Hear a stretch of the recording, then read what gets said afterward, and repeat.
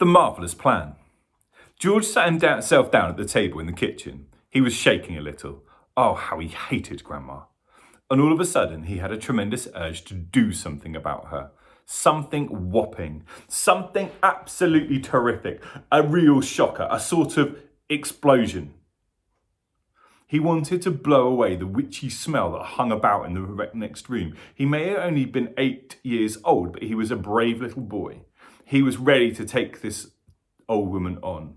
I'm not going to be frightened of her, he said softly to himself, but he was frightened. And that's why he wanted suddenly to explode her away.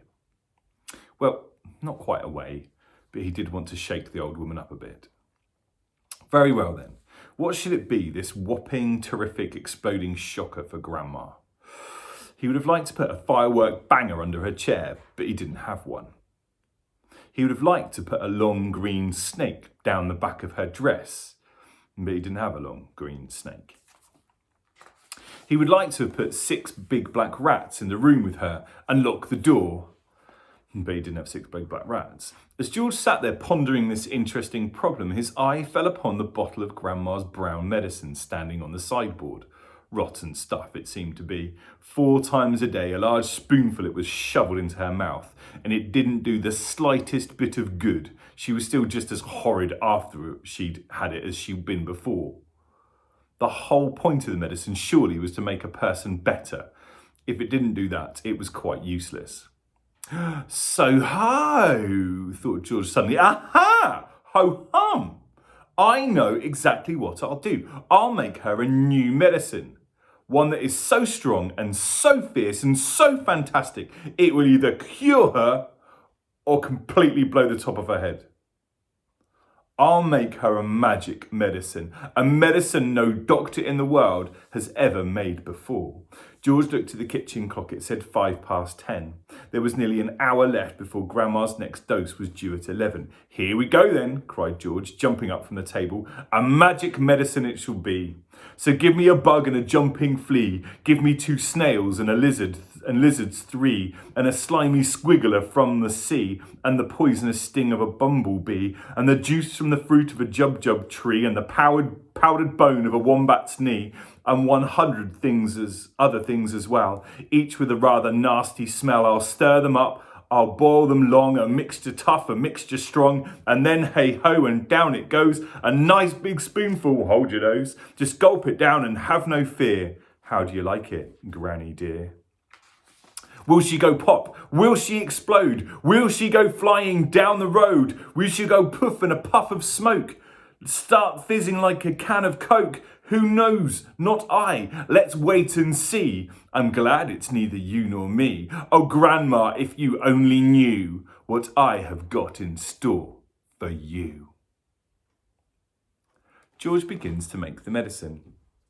George took an enormous saucepan out of the cupboard and placed it on the kitchen table. George! Came the shrill voice from next door. What are you doing? Nothing, Grandma, he called out. You needn't think I can't hear you just because you closed the door. You're rattling the saucepans.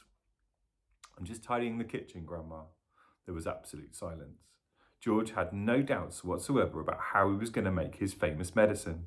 He wasn't going to fool about wondering whether to put in a little bit of this or a little bit of that. Quite simply, he was going to put in everything he could find. There would be no messing about, no hesitating, no wondering whether a particular thing would knock the old girl sideways or not. The rule would be this: whatever he saw, if it was runny or powdery or gooey, in it went.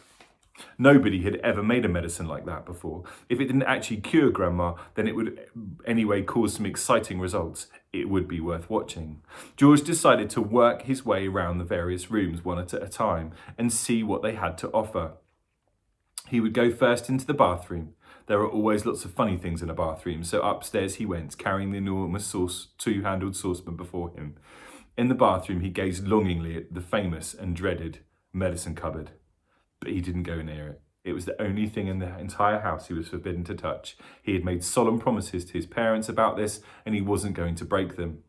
There were things in there, they had told them, that could actually kill a person. And although he was out to give Grandma a pretty fearful, fiery mouthful, he didn't really want a dead body on his hands. George put the saucepan on the floor and went to work. Number 1 was a bottle labelled Golden Gloss Hair Shampoo.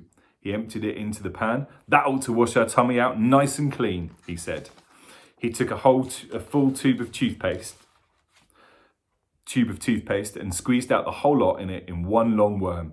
Mabel, that'll brighten up those horrid brown teeth of hers, he said. There was an aerosol can of superfoam shaving soap belonging to his father. George loved playing with aerosols. He pressed the button and kept his finger on it until there was nothing left. A wonderful mountain of white foam built up in the giant saucepan. With his fingers, he scooped out the contents of a jar of vitamin-enriched face cream. In went a small bottle of scarlet nail varnish. If the toothpaste doesn't clean her teeth, George said, then this will paint them as red as roses.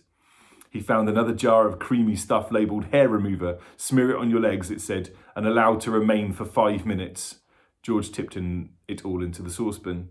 There was a bottle of yellow stuff inside called Dishworth's famous dandruff cure. In it went. There was something called Brilliant for cleaning false teeth. It was a white powder. In that went too. He found another aerosol can. Nevermore ponking deodorant spray, guaranteed. It said, to keep away unpleasant body smells for a whole day. She could use plenty of that, George said as he sprayed the entire canful into the saucepan. Liquid paraffin, the next one was called. It was a big bottle. He hadn't the faintest idea what it did to you. He poured it in anyway. That, he thought, looking around him, was all from the bathroom. On his mother's dressing table in the bedroom, George found yet another lovely aerosol can. It was called Helga's Hair Set. Hold 12 inches away from the hair and spray lightly. He squirted the whole lot into the saucepan. He did enjoy squirting these aerosols. There was a bottle of perfume called Flowers of Turnips. It smelled of old cheese. In it went. And into went a large round box of powder. It was called Pink Plaster. There was a powder puff on top and he threw that in as well for luck. He found a couple of lipsticks. He pulled the greasy red things out of their little cases and added them to the mixture. The bedroom had nothing more to offer, so George carried the enormous saucepan downstairs again and trotted into the laundry room where the shelves were full of all kinds of household items. The first one he took down was a large box of super white for automatic washing machines. Dirt, it said, will disappear like magic. George didn't know whether Grandma was automatic or not, but she certainly was a dirty old woman. So she'd better have all of it, he said, tipping in the whole box full. Then there was a big tin of Waxwell floor polish. It removes filth and foul messes from your floor and leaves everything shiny bright, it said. George scooped the orange-coloured waxy stuff out of the tin and plonked it into the pan. There was a round cardboard box carton labelled flea powder for dogs. Keep well away from the dog's food, it said, because this powder, if eaten, will make the dog explode. Good, said George, pouring it into the saucepan. He found a box of canary seed on the shelf. Perhaps it'll make the old bird sing, he said, and in it went. Next, George explored the box with shoe cleaning materials, brushes and tins and dusters. Well, now, he thought, Grandma's medicine is brown, so my medicine must also be brown, or she'll smell a rat. The way to colour it, he decided, would be with brown shoe polish. The large tin he chose was labelled dark tan. Splendid. He scooped it all out with a spoon and plopped it into the pan. He would stir it up later. On his way back to the kitchen, George saw a bottle of gin standing on the sideboard. Grandma was very fond of gin. She was allowed to have a small nip of it every evening. Now he would give her a treat. He would pour in the whole bottle. He did. Back in the kitchen, George put the huge saucepan on the table and went over to the cupboard that served as a larder. The shelves were bulging with bottles and jars of every sort. He chose the following and emptied them one by one into the saucepan. A tin of curry powder, a tin of mustard powder, a bottle of extra hot chili sauce, a tin of black peppercorns, a bottle of horseradish sauce. There, he said aloud, that should do it. George! Came the screechy voice from the next room. Who are you talking to in there? What are you up to? Nothing, Grandma, absolutely nothing, he called back. Is it time for my medicine yet? No, Grandma, not for about half an hour. Well, just so see you don't forget it. I won't, Grandma, George answered. I promise I won't.